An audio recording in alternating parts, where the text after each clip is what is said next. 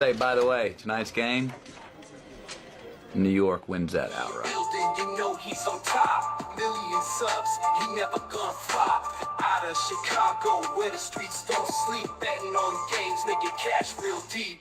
Crystal ball for sports, he knows the lines. He's a sports aficionado, the money he finds. From football to basketball, he's always on point. Predicting winners never disappoints. He's got that hustle, that Chicago vibe. Making moves on the streets, cash on the side. With E, you know it's always a bet. He's the king of the game, never forget.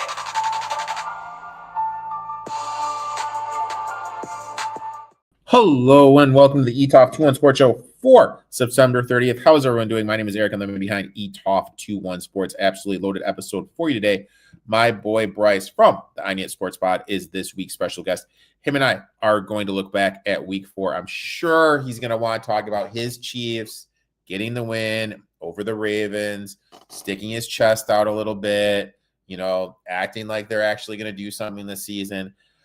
Also, we're going to share our bets for week 5. But before I can get all that, I'd like to say thank you to the sponsor of the show, ProphetX. Guys, if you're not using ProphetX, go to the App Store, download the app, use promo code ETOFT21. That way they know old Uncle Rico sent you. I've been saying it for a while. This peer-to-peer betting exchange stuff, this is the future of the industry. With what's going on with the taxes, people getting limited, Bet365, I don't know if you guys heard this. Some guy had a bet on Bet365 saying that the first drive, I think, of the Titans was going to end in a punt. And it did, but Bet365 didn't honor it. And they just gave him $25 in free plays. Guys, this legal books, that stuff's dead. Get away from it. Peer-to-peer is the future. But I'm not here to talk about that. I could go on that for a while. We need to see what Gino from DRF has as his horse racing bet of the day from Santa Anita. Racing all over this weekend. Let's head out to Santa Anita for Saturday. We're going to take a look at race number 9. I've been waiting for this filly to run back. The number 3, Lawali. She comes out of a race where she finished really good third in the Del Mar Oaks. And the Del Mar Debutante, on September the 6th. And it was a really, really good performance. She just had a little bit of trouble. She was kind of inside. She didn't really get a chance to run until it was too late. And that was a big improvement from her career debut. I think she's going to step forward one more time here, going 2 turns. She just looked like a horse who wanted to go long. That's the number 3, Lawali, Saturday at Santa Anita, race number 9. Remember, anytime you're playing the races, head on over to drf.com. Make sure to give my boy Gino a follow at It's Me Gino B. Him and I do some stuff for drf.com. Every Wednesday night, we do a game-by-game preview. I have a college bet I sent out. Unfortunately, last week, we pushed NIU +3. Brutal game. Wasn't able to punch it in, but I'm not here to talk about that. Let's talk some NFL. Let's bring on this week's special guest from the I Need It Sports Pod. The man that has a life-size statue of Patrick Mahomes, all chiseled in his basement. Bryce, how are you doing today, my man? Doing good. Happy to be back on the pod. It's been a while, but happy to talk some NFL football, man. Like you said, my Chiefs got a good victory this week. Feeling good at 2-2. Huge victory. Always love having you on. We haven't talked for a little bit. Let me tell you what's new with me. Okay. You'll get a kick out of this, okay? So I'm here. My nephew is God, how old is my nephew now? He's 10. My nephew's 10. And he was like, hey, can you watch my football game? I was like, okay. Go down to his football game. Go to drop him off. I'm like, hey, do you want me to walk you up there? He's 10. You know what I mean? Like, I don't know. Like my sister freaks out if he has Rick's crackers. So I'm like, do you want me to walk you up there? He looks at me dead in the face and goes, you'll embarrass me. I'm like, what? Like, really? Like, you'll embarrass me? Like, what? Dude, bro, what are we talking about here? You'll embarrass me? But yeah, dude, it was a barn burner of a game. Just to put it in perspective, they were down 30-12 at halftime. and ended up tying 30-30. Barn Wow. burner of the game. He scored the game-tying touchdown. It made the game-saving tackle. They put a Cowboys versus Packers tie football game. Dude, I am telling you, man, it was a barn burner. The funny thing is this kid is wired not to lose. He is wired not to lose. After the game, his teammate comes up to him, is like, "Oh my God, can you believe this? We tied this school. Just think how we're going to do against this school." He looks this kid dead in the face. Now, he's 10 playing up in the 12 and under team because of how his birthday falls. He goes, "Dude, you realize we didn't win, right?" And this kid's face just went from all-time excitement to like dejection. And then in the car, like him and I were walking to the car, and he goes, and like this man came up, like had to be in his 50s. He was like, "Hey son, just want to tell you a good game. You know, they like kissed his ass for like 30 seconds. My nephew looks at me and goes, "We tied." Hey, he's wired the right way. I like it.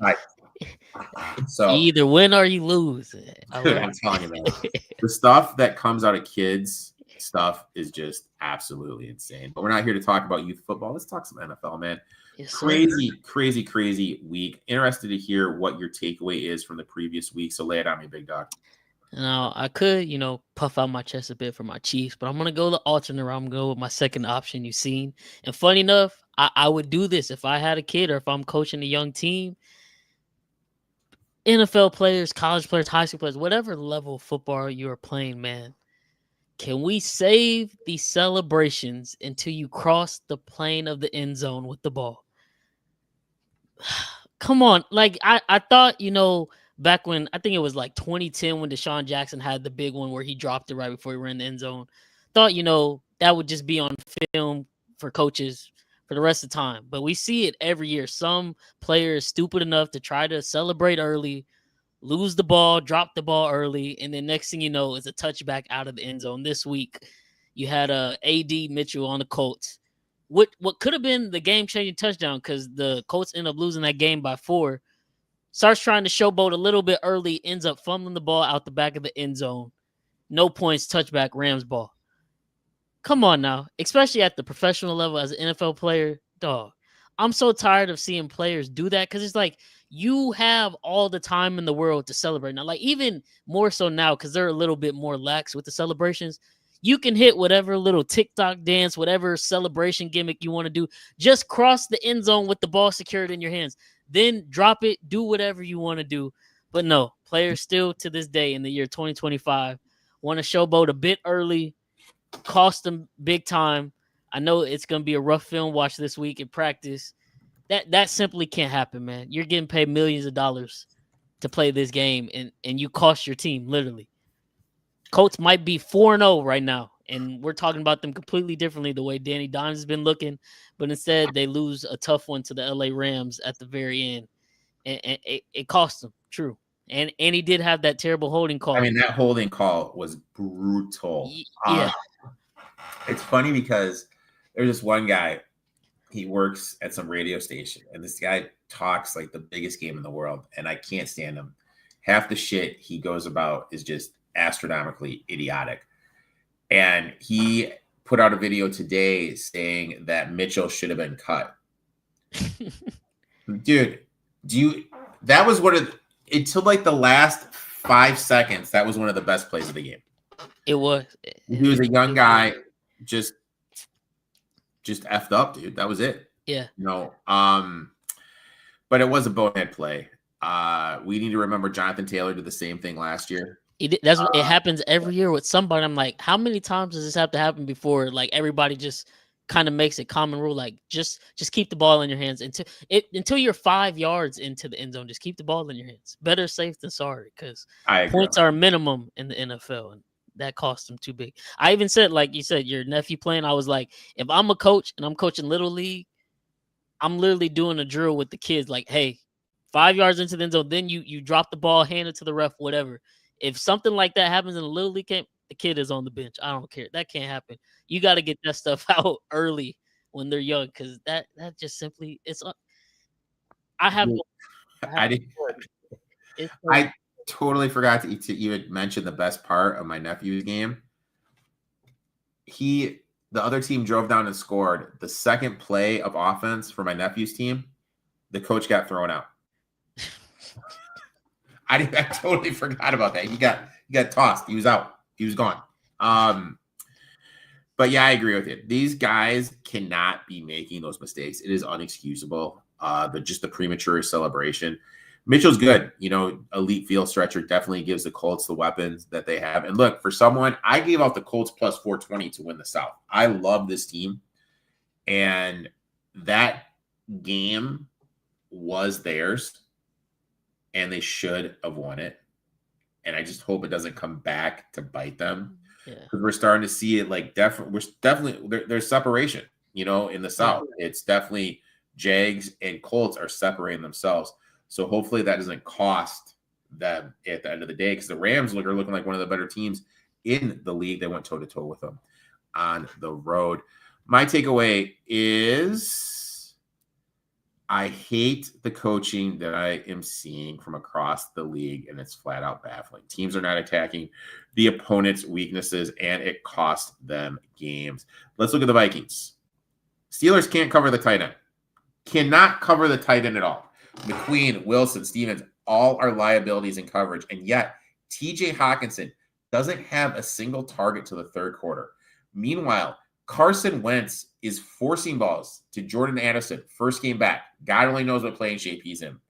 And Xavier Smith, their third string running back. Exactly what in the world is offensive genius Kevin O'Connell thinking here? Makes absolutely no sense. Last night in Miami, Breece Hall was silencing the Dolphins defense. That first drive, they were slicing and dicing down the field. Miami could not stop the run. Hey, let's bring in 19, 20-year-old Braylon Allen to fumble because he doesn't know how to secure a ball. Yeah. And then after that, so they're already down 3-0. They went down. Waller made a good catch. So now you're down 10, okay? So you drive down again. You're in scoring range. It is fourth down. Obviously, you need to put some points on the board. Scoreboard pressure is the biggest thing in the world, and how these coaches in the NFL and college don't comprehend that early in the game, I will never know. Look, I'm not talking you're down 14 and there's 8 minutes to play where you obviously need 2 tutties. I'm talking early in the game. You obviously are down 10. You need 3 there. You need to put something on. It's 4th and 5, and you go for it. Coverage in the blocking, you get sacked. I don't comprehend how these coaches are sitting back just making those mistakes. Aston Gentry against the Bears, running at will. Dude, he was slicing up that defense.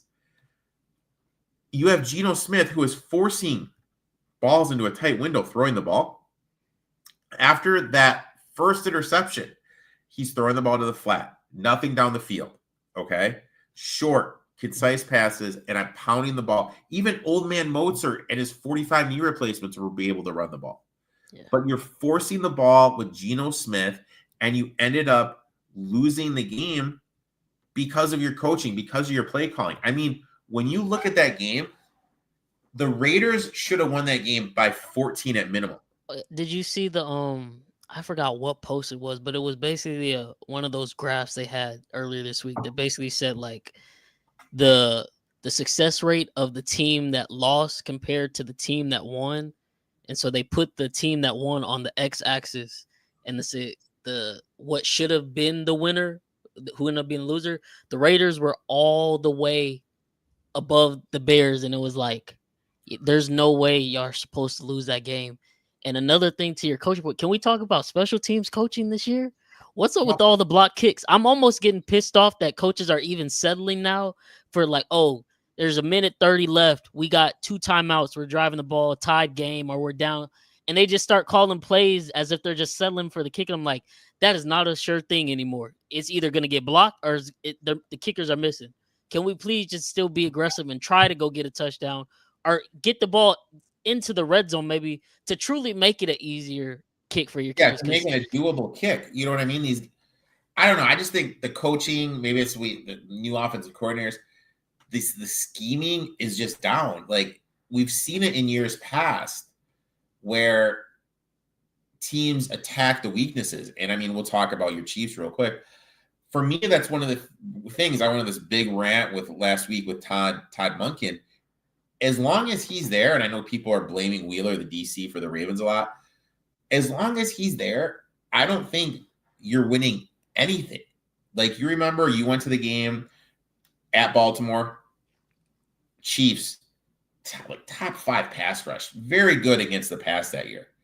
Couldn't stop the run. I think they were like 30th DVOA, allowing the second most rushing yards per game. And you're having Jackson pass the ball. Gus Edwards had 4 carries. Yeah, literally second drive of the game, they ran all over us. They ended up getting a touchdown. They did not run the ball again. I was like, I don't know why. And they could have, because it's not like we even jumped out to some crazy lead. We scored 17 in the first half, never scored again. They could have ran the ball all second half, chose not to do it. It makes absolute zero sense to me. I don't understand. And they never got him an X wide receiver. You know, it's just at the end of the day, they are wasting Lamar Jackson. They are totally wasting what could have been with Lamar Jackson. But I got to give your boys props. You know, your guys came out there, you attacked what you need to attack, and you guys, you guys got the Jags this weekend. I think that's gonna be a tough one. Then you got the Lions. Yeah. I mean, if you can go 3-3, I'm gonna be seriously worried about my plus 380 not to make the playoff bet for you guys. And but how can I word this? Overall, how do you feel about them? Like right now, like how do you think you guys are going to make the playoffs? Are you comfortable with what you're seeing? Are you just want to be when does Bryce come back? He comes back after we play off, so week 7. Like, do you want to be 3-3 when Bryce comes back and feel? Oh, look, see, no homerism, no bias. First week we play the Chargers. Worthy gets hurt. That third play, I was like, we're gonna lose this game. I know we are, because I know we've been preparing offense all off season long for implementing Worthy heavily, especially since we didn't have Rashid. Yeah. So I knew that was a loss. Week 2 versus the Eagles, I thought that was going to be another bad loss the way we looked in week 1. I was proud of the way they played, but pissed because we dropped the one with Kelsey dropping that on the goal line. So when we were 0-2, I'm praying. I'm like, if we can just make it out of this 2-4, because I thought Ravens would have been a loss and versus the Lions would have been lost. I'm like, if we can beat the Jags, beat the Giants, go 2-4, get Rashid back, I'll feel good.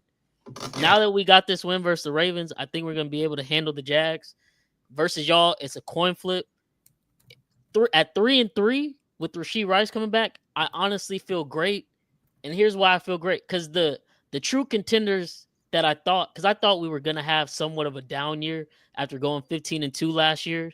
I think we're plus 1,400 right now. I think we're like 4th or 5th. I think we're tied with the Lions, honestly, now for 4th or 5th best odds to win the Super Bowl. But when we won this week, I was like, okay, 2-2, we can maybe get 3-3. Look at the rest of the AFC right now. All the contenders I thought that would be there. The Ravens, now, especially if Lamar is out, they're staring 1-5 in the face. And if they're 1-5, I don't think there's a route back to the playoffs for them, unfortunately, this year. And their defense is so banged up, I don't know if that's going to get better. Madubuike is out for the year now. Smith, Humphreys out for multiple weeks with soft tissue injuries. Sometimes the injury bug just hits you. The last 2 years they've been healthy. They failed to get it done. They failed Lamar, like you said. The Texans, who I thought were honestly going to be good. I had the Texans as my Super Bowl underdog this year. Like I thought they would be like the dark horse team. That offense is absolutely horrible. Like I don't know what's going on with them. So I'm like, okay, Texans, Ravens out, Bengals, Burrow is gone. Browning can't do anything. They're out. The Broncos are still decent, I guess, but Bo Nix doesn't strike fear in my heart. The Chargers obviously are going to find a way to charger, as we've seen this past weekend.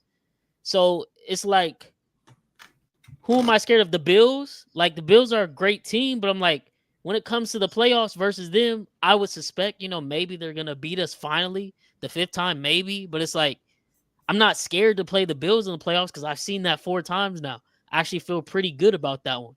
It was the other teams like the Texans and stuff. I was like, oh, that's kind of maybe a wild card there. But as of right now, with the current landscape of the AFC, I actually feel really good if we can just make it 3-3. And if we're able to win these next 2 games and go 4-2, watch out. We're about to go on a run. Because once Rasheed comes back, the middle is wide open. Because that was the main thing too. Once we lost Worthy, it was like we're basically trotting out there Tyquan Thornton, who has been balling. All props to him. He's been doing his thing. But Tyquan Thornton at best is a wide receiver 3 in this league. Juju Smith-Schuster, who's on his last legs, he has his few good moments for us. But right now, at this point in his career, he's probably wide receiver 3. And Hollywood Brown, who was mainly a wide receiver 2, more really wide receiver 3. So it's like all the attention still goes back to Travis Kelce. And it's like, I said it on our pod a couple weeks ago. I'm like, making Travis Kelce the best wide receiver on our team, which he has to be when Worthy was out, it's essentially like trying to have LeBron be the best player on the Lakers at 40. Like that, if the Lakers want to actually have championship goals, LeBron can't be the best guy on the team anymore. They wanted it to be AD. AD, obviously, with his injury problems, could never do it. And it's like, once our wide receiver core is down, it's like now Travis Kelce has to be the guy. Like, he has to be prime Kelce. He's 36. It's not happening. So now when we get Worthy Rice back into the fold, it allows Kelce to operate in the middle without so much attention. Hollywood can be a great wide receiver for Tyquan Thornton can streak down the field while you got to focus on Rice and Worthy. Oh, it's gonna be amazing. And I think Patrick Mahomes shot back up to plus 850 for MVP odds. I don't think they'll give him another MVP, but if we're able to flip this and run the table, MVP is very much going to be in the question because his stats are going to be right back up there as we've seen this weekend. So I feel great. I mean, I'm just kind of taking I'll just take the lay of the land. They're actually in the playoffs right now. Like, yeah, as a 7th seed. So, I mean, just kind of looking at it, I mean, obviously the Bills, obviously the Chargers. I don't mean to say obviously. Let me rephrase. So in the East, I think it's the Bills. We can agree with that. Yeah. I think the North is just one team. It's going to be a crapshoot. And right now it looks like the Steelers are the front runners. Yeah. The South, I said the South was going to get 2. I still think the South gets 2. So, I mean, that's 2, 3, 4. There's a potential for 3 teams from the West. So, I mean, it looks like the Chiefs are going to blow my chances at that plus 380. And here's the thing too. Like, people are like, oh, like y'all barely scrape into the playoffs. It's like, all I ask is that we be relatively healthy going into the playoffs. I don't care if we got to go on the road every game. We've seen that before too when we didn't look good all year. If we have a healthy offensive group headed in to the playoffs, give me Mahomes against the field, because when that moment rises up, a lot of those other quarterbacks on the other side are going to shrink. So that's where I find confidence in. Man, what a pick Josh Simmons was. A left tackle. We finally got a left tackle for once too, which is helping Mahomes finally get the ball down the field a little bit more. So I never thought I'd be sitting here happy to be 2-2, but after the start to see this now, I'm very, very okay with the 2-2. And like I said, I'm just hoping for 3-3. So get this win versus the Jags, maybe drop the game to your Lions, and then let's get rolling and we get Rasheed back. So driven for Detroit right there, baby. All right. Yeah, let's get to the bet. I did. That's the thing, dude. Bryce and I can talk all day about this shit. So, you know what? That's why I love having him on here. But let's hop right into it. Let's go ahead and jump into the bets. Before you get into that, we need to look on how we did last week.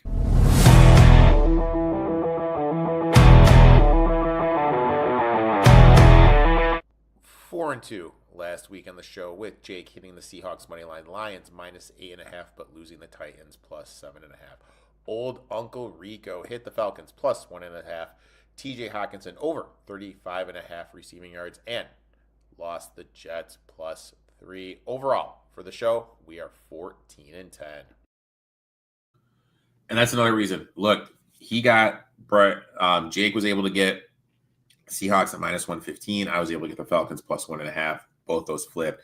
That's why it's important to watch these. Make sure you tail the bets. So let's jump right into it. We each have 3 bets, and you're going to start us off, my friend. Yes, sir. All right. So the Texans have burned me twice this year. So it's hard making this bet. I bet on them to beat Tampa Bay week 1. I bet on them to beat Jacksonville week 2. But with the news that Lamar is out, the Ravens are 4-9 when Lamar Jackson doesn't play. We all know how bad the Ravens truly are when Lamar Jackson is not on the field. Given the combined fact with all their defensive injuries, they have no pass rush whatsoever. They already had the 32nd ranked pass defense. Now Humphreys is out. I think Wiggins might potentially be out as well. He hurt his elbow late in the game, didn't come back. This actually might be finally the get right spot where we see CJ Stroud be able to air the ball out. And then also last week, we saw Woody Marks for the Texans come on a little strong there. Ravens don't have a run defense with that line right now. I think the Texans with that defense is going to make it hell for Cooper Rush and company. I think the Texans can get this done. It might still be very ugly for them, but I think they can cover this -2.5. So I'm rolling with Houston here and fading Baltimore while Lamar is out. Okay. Going to be an interesting game. And who would have thought that they'd be the favorites on the road, dude, against them?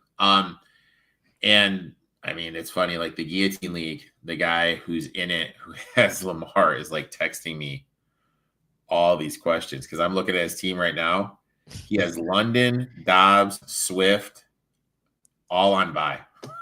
All on bye. That's brutal. All on bye. So, hopefully, yeah.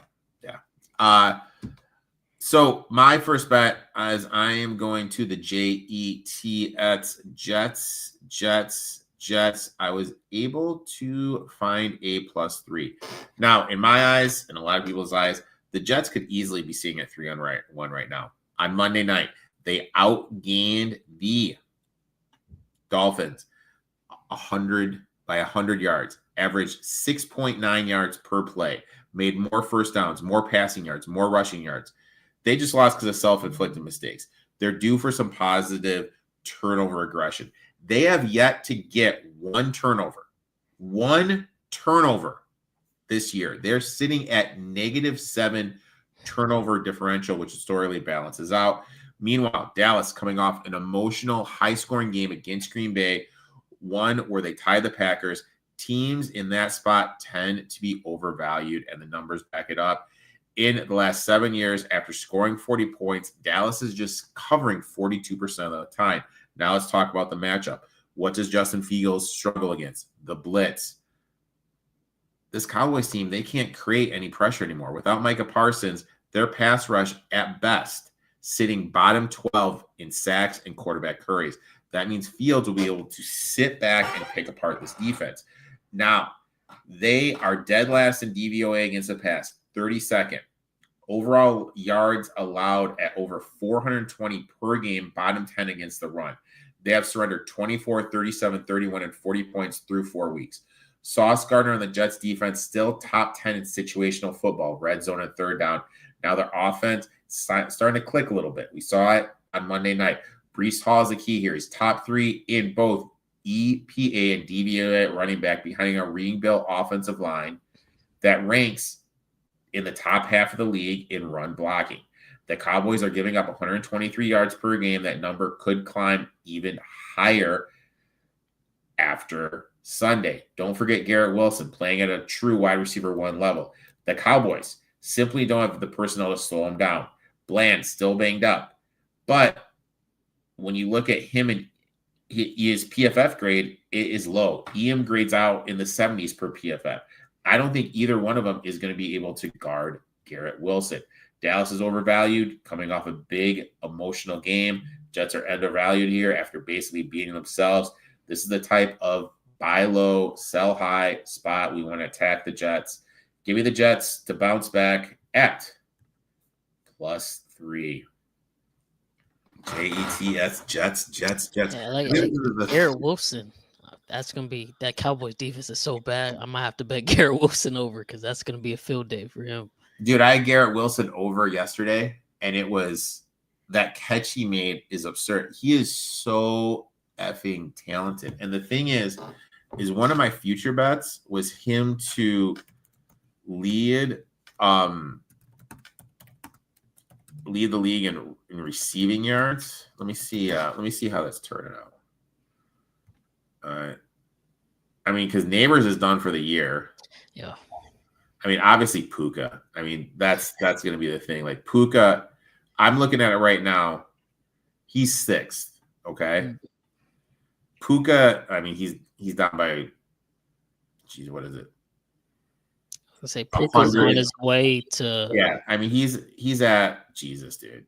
We'll call it 200. It's a little less than 200. But here's the thing. This is how I look at it. Puka has gotten hurt before. Underneath Puka is Jackson Smith-Njigba. Darnold forces him the ball. He could regress. After that, Quentin Johnson. I mean, really? I mean, Ricky Pearsall is a walking injury. And then you got Jefferson with Wentz. I mean, there's a world. Oh, I see the world. The problem is when I envision it, it's not a Garrett Wilson problem. It's a Justin Fields problem. But playing a team like the Cowboys could greatly help those chances down the line when it's all said and done. Yards at Ohio State with Fields throwing the rock, though. Yeah. So we'll see. It was like 80-1. It was a fun bet. Yeah. Next bet, my friend, and I have a bet in this game a little bit later.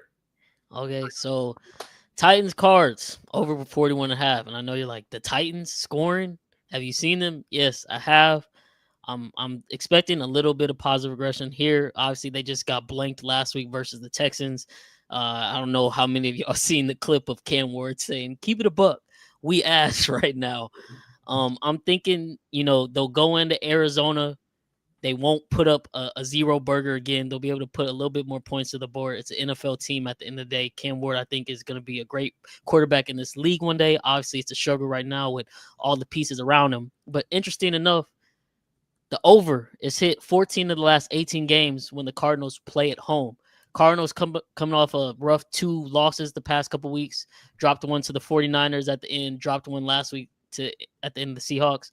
They're going to want to get back right. I think they'll be able to put up a little more points at home versus this sorry Titans defense. All we need is like a 30-14 game, 30-17. And I think we can get that this week and cash this 41.5 at a low mark right here. So I'm taking the gamble, taking the risk, hoping the Titans pull through and maybe get a couple touchdowns this weekend for a change. And they'll let up a few as well. So I can see this game blowing out too with some points. My next one, going to the desert. No, I'm not going to the desert yet. Sorry, that's my next one. I am going to the Carolinas. Give me the Carolina Panthers plus 1.5. Let's start with Bryce Young. His biggest weakness is what? Dealing with pressure. And that plays perfectly here because Miami simply doesn't generate much of it. Bottom tier in pressure rate. And when Young has a clean pocket, he's been accurate and efficient, especially at home. Carolina's offense showed some real signs of life last week. Outgained the Panthers, had more first down, more passing yards, more rushing yards. That's a strong buy, signaling coming off a 29-point loss, which historically has been profitable. Teams coming off a loss like that, 52.5 ATS over the last 20 years. When they're underdogs, the number climbs to 58.8%. Home underdogs, basically the same, 58% flat. Matchup-wise, sets up well for Carolina. Miami is allowing 158 yards per game on the ground, ranks 25th in run defense. Means a huge game for my boy Chuba Hubbard, who's going to have room to operate. Panthers can run their balanced offense, keep Young comfortable, not get behind the sticks. Running the ball is a key here. It attacks Miami's weakness, and it also keeps Tua and the Dolphins offense off the field. Speaking of the offense, Tyreek Hill being out is massive. He's accounted for over a third of their air yards, and without him, explosive plays will drop off by about 40%. I love Waddle, but Waddle is not a field stretcher. He's the guy that's going to find the holes in the zone, and that forces Miami to lean on Achane in the short passing game, and Carolina's defense is built to slow that down.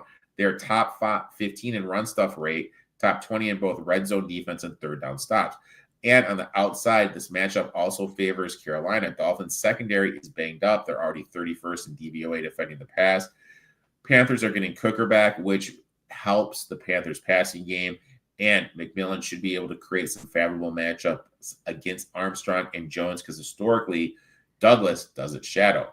Add in the spot, Miami is on a short week after a primetime win. They have no business against the Jets. They've got the Chargers on that classic letdown look-ahead situation. This is a textbook buy low, sell high spot. The Panthers are undervalued coming off a blowout loss where the box score actually looked good. Miami is overvalued, and without Tyreek, I think we're going to see that offense take a real big dip. So give me the Carolina Panthers here. Plus 1.5. Dude, huge win for the Tigers, dude. Huge win for my boys. My boys. Dude, and I'll tell you what. Like that was a brutal end to the season there. Huh? Everyone loves talking bad beats, dude. So let me tell you this. Like my futures, my three like future futures and not player prop futures were Brewers to win the World Series. Looking good. Oh, I had 4. Brewers to win the World Series. Tigers plus 275 to win the Central. Complete freaking choke job. Tigers 90-1 to win the AL. They went from being the top seed to being the 6th seed. And the last one, the Blue Jays 16-1 to win the AL East. That came down to the last game. I'm here grinding these futures out, and I'm like, what the fuck is going on? But dude, baseball, that's why I hate betting baseball. I it's truly about who gets hot at the right time. Despise betting baseball. But I'm going to say this. I don't know if you guys watching have heard, my boy Kyle and I have our little DFS huddle where he gives stuff out. Kyle hit in the huddle. He gave out a plus 600 parlay that hit today. My prize pick entry with Hunter Green just exiting the game hit, which was plus 350. So go to the DFS huddle. Link is in the description. Just had to get that little tidbit in there. But let's jump right into it. Let's talk. Oh, no shocker here, my friend. Yeah, so I got this one in early. Literally 10 minutes after I locked it in, it went to -3. I'll still play it at -3. I think now it's maybe at -3.5. But listen, man, Jacksonville, they're off to a good start record-wise, 3-1, but that passing game is not pretty whatsoever. Trevor Lawrence is struggling to find Brian Thomas Jr. Liam Cohen, first-year head coach versus Andy Reid coach team, not buying. And I'll give him his props, maybe because it's the contract year thing, but Travis Etienne has been balling. Chiefs defense has not given up a 100-yard rusher in the last 30 games. I don't think that's happening again Monday night. We can slow down the run, force Trevor Lawrence to beat us, something he's never done. Won't be happening. And Patrick Mahomes, 5-0 in his career versus Jacksonville. It's one of those teams where he just owns them. Them in Pittsburgh, never lost to either of those teams in his career, plays them quite frequently.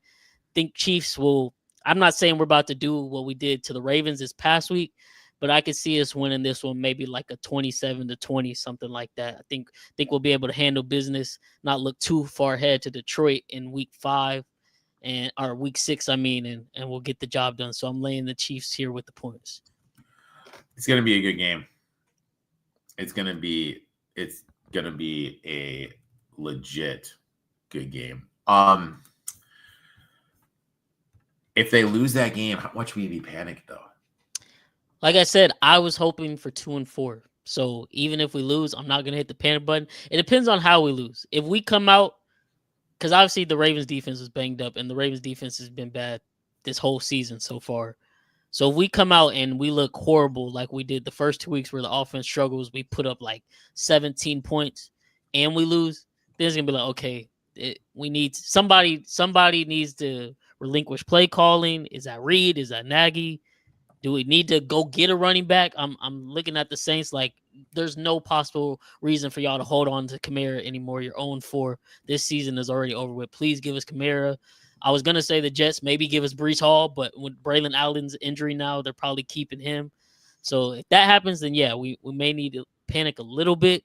But if the offense looks like it's humming and flowing, throwing the ball down the field a bit, we're all good with 2-4. But I think we'll get this one done, and we'll handle Jacksonville.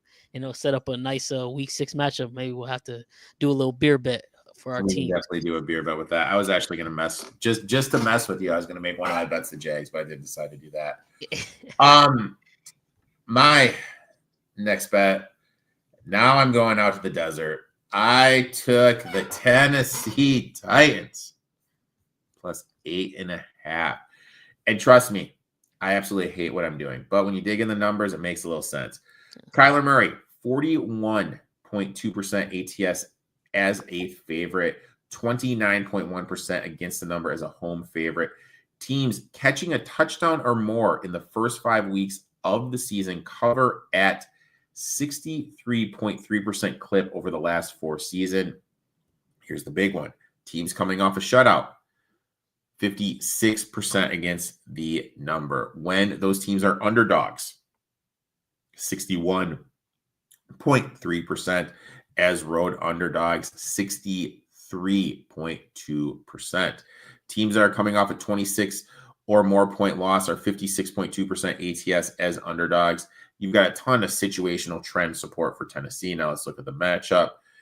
Arizona, 2-2, but they're ranked 22nd net yards per play, -6, despite being one of the league's easier schedule. Kyler's been efficient, 68% completion, 7 TDs to 3 picks, but low volume, only 200 yards passing per game.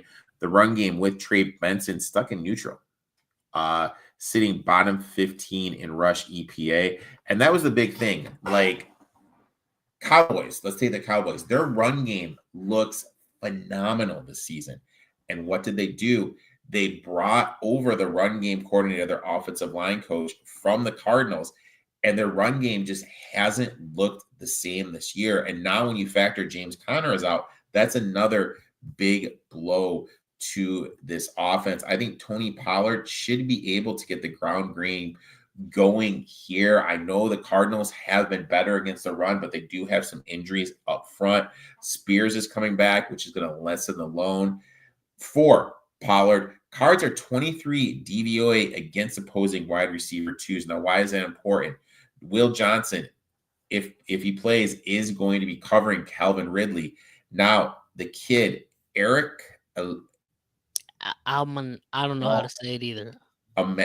Aomayanor from Stanford has been balling out, and they're starting to look at him more. He's going to have a very favorable matchup against this Cardinals defense. Cardinals, as I said, have some injuries to the front. Offense has not looked good without Connor Benson. No one is talking about when they needed to drive at the end.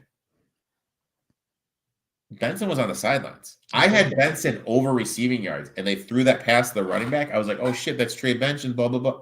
I was like, where the fuck is Benson? You know what I mean? And I started thinking to myself, I'm like, if James Conner is not hurt, that's going to be James Conner. Did Benson get benched? You know what I mean? Like, because he was not that efficient at all. He did not look good being that RB1. Harrison has struggled this year, except for a couple plays last week.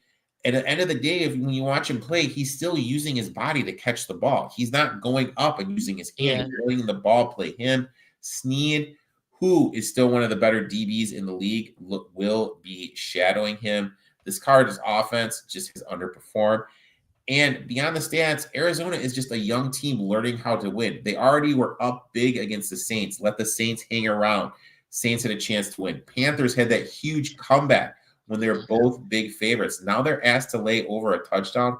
That's just too rich for me. So, yeah, I hate it. But I'm back in the Tennessee Titans. Brian Callahan, 3-18 against the spread. Brian Callahan. I'm putting my hard-earned money on the Tennessee Titans. Did you see the conspiracy? Because I guess Quentin Johnston and Marvin Harrison Jr. trained together this summer, and they said they must have switched powers. That's why QJ is going off this year, and MSJ can't catch a ball to save his life. So, dude, it's like, but here's the thing, like, so this is my 2 cents on that. This is my 2 cents. I feel that Marvin Harrison Jr. is frustrated that the offense is running through McBride and not him. They are using him more in the middle of the field. Once in the second half of the game against the Seahawks, they started using him on the outside more. That's when he started doing better. It was like, because he had those drops, so him going in the middle of the field, he has to worry about catching and not getting lit up. You put him on the sidelines, running, you know what I mean, playing on the outside more.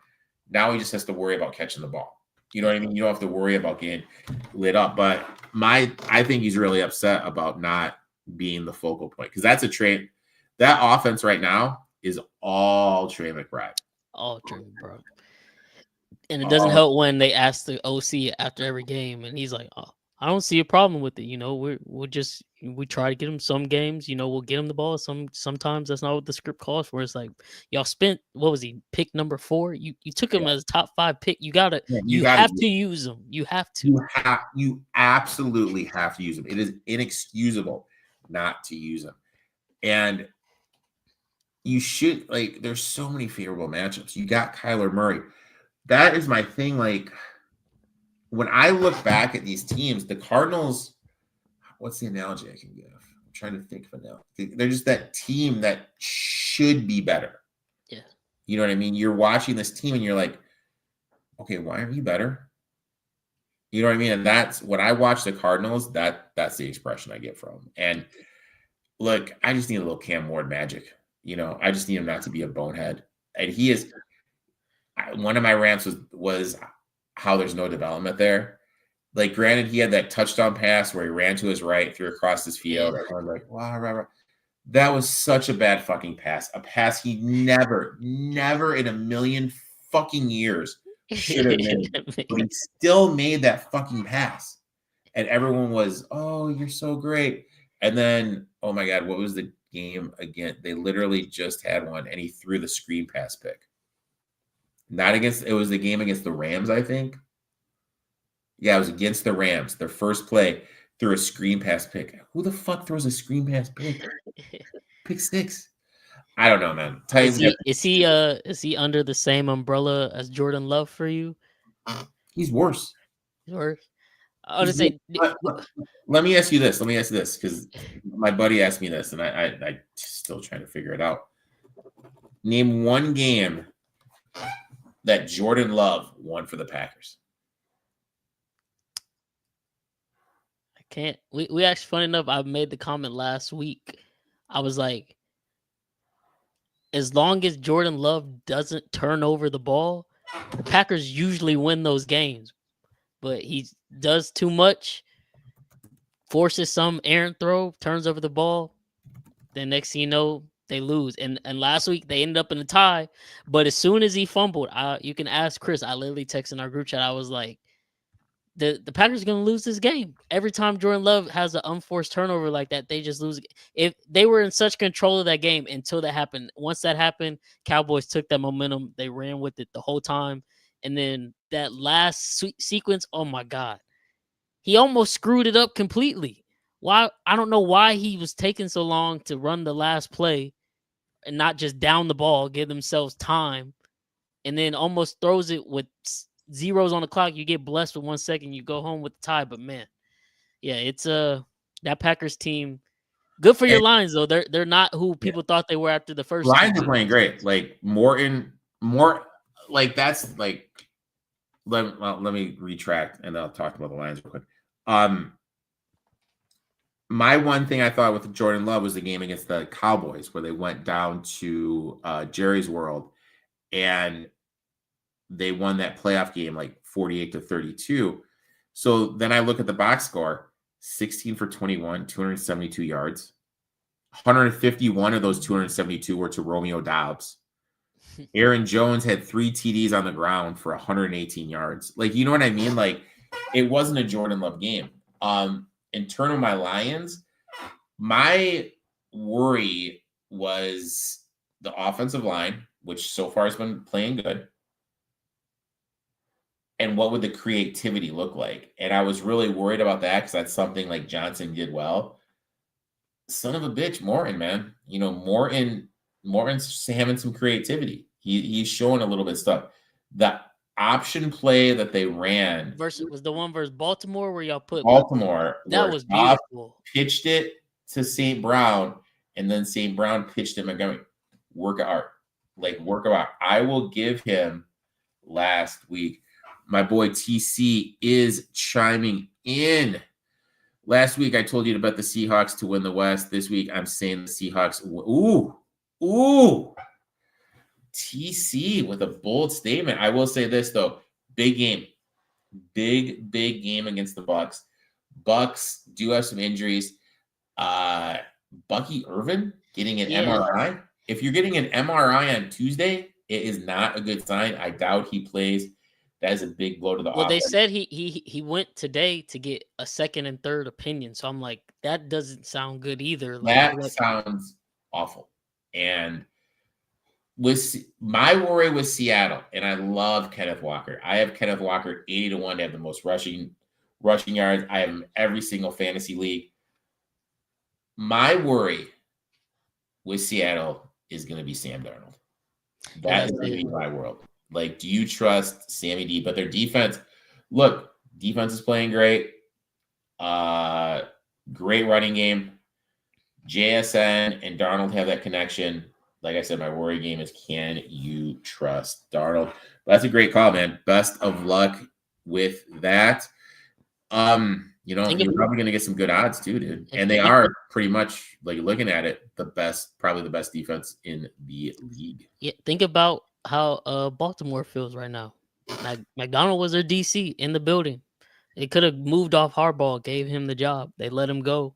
Now everybody in Ravens flock, as they call themselves, they're calling for Harbaugh's job, and it's like, man, y'all probably had the next coach for y'all right there, and y'all let him go, and now you're stuck with Harbaugh continuously failing Lamar.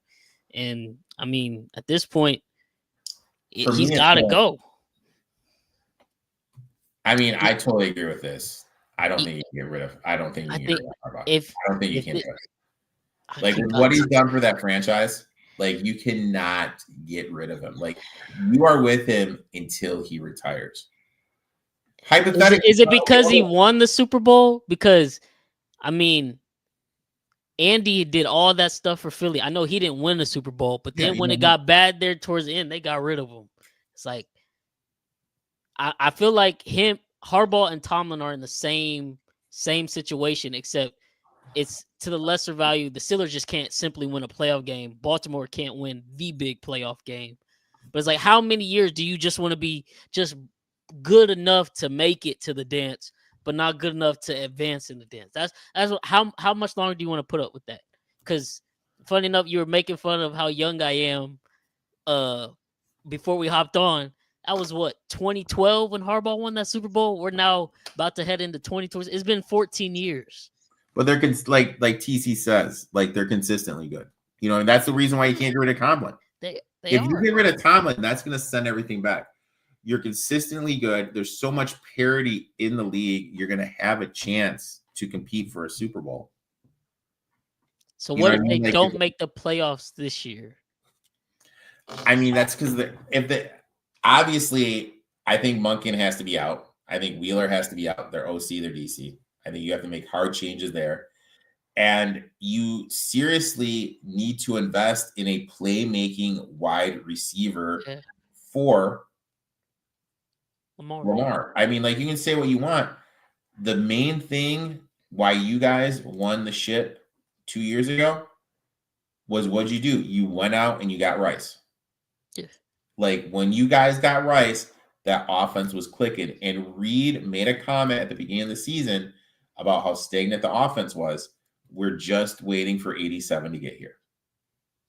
And once Rice got there, that offense took out, and he was the key. Or 4, I'm sorry, what am I saying? 87, the 87 was Kelsey. But and then he was looking great last year, and then that knee injury hurt. Yeah. So you need that wide receiver, and Bateman's not the guy. Flowers is way too small. You can't rely on Mark Andrews. Isaiah Likely's always hurt. You need someone there. And I'm going to say it. I think their mistake was paying that money for Derrick Henry and not giving a playmaker on the outside. So are you trying to draft that wide receiver, or are you trying to trade for a more proven guy in the league? It kind of depends. You know what I mean? Like that's just hard. You know what I mean? Like it depends where you are in the draft. I don't even know what the class looks like. And it depends like who's available. You know what I mean? I was gonna say, think his name's Cam Coleman, the kid at Auburn, like 6'3", 6'4" wide receiver. Man, they could get him. That's a wide receiver one right there. I watched him a couple weeks ago versus OU. Absolutely torch this freshman cornerback. Was making Arnold look good, and Arnold's not a good QB at all. But all you gotta do is just throw it up to Coleman, and he'll go and get it. But yeah, no, they definitely got to get Lamar somebody. I'm upset. I always say if the Chiefs don't win, I want to see Lamar win one. But yeah, that Ravens coaching staff, GM, front office, they failed him so far in his career, and it's looking like this year's probably lost before it even started. So you need it. Yeah, I mean they aren't doing him any justice. Bryce, I'd like to thank you for coming on, talking a little shop. Why don't you tell everyone when you and the rest of the boys from the I Need It Sports Pod have your show and everything you guys have going on? Yes, sir. So y'all can go follow us on Twitter and subscribe on YouTube at INISPOD. I Need a Sports Pod, as you see under my screen. We're recording live every Wednesday on YouTube and Twitter and Twitch at 8 p.m. Central. On there, we're talking about all our teams. So I'm the Chiefs fan. We got my guy Swan, the Eagles fan, riding high right now, 4-0. Got Cam, the Texans fan, not been the best year, and then Chris, Cowboys fan. But we're talking all teams in the NFL. We've got all of those segments. I don't know if you've hopped on recently. You've been commenting. You know, I do the little LJ's ladder thing where I kind of give my team rankings week by week. A lot of fun. Talk about the hottest takes, and then we'll give out our picks as well, man. So definitely come check us out tomorrow. Like I said, we'll be live at 8 p.m. Central on YouTube, Twitter, and Twitch at INISPOD. I will be there. I will hop on, talk a little shit as I always do. Bryce, always appreciate you coming on. We are up to an hour, and it seems like we've been talking for 2 minutes. So I really appreciate you. Give that man a follow. Make sure to check out his stuff. Subscribe to his YouTube channel at INIS Pod.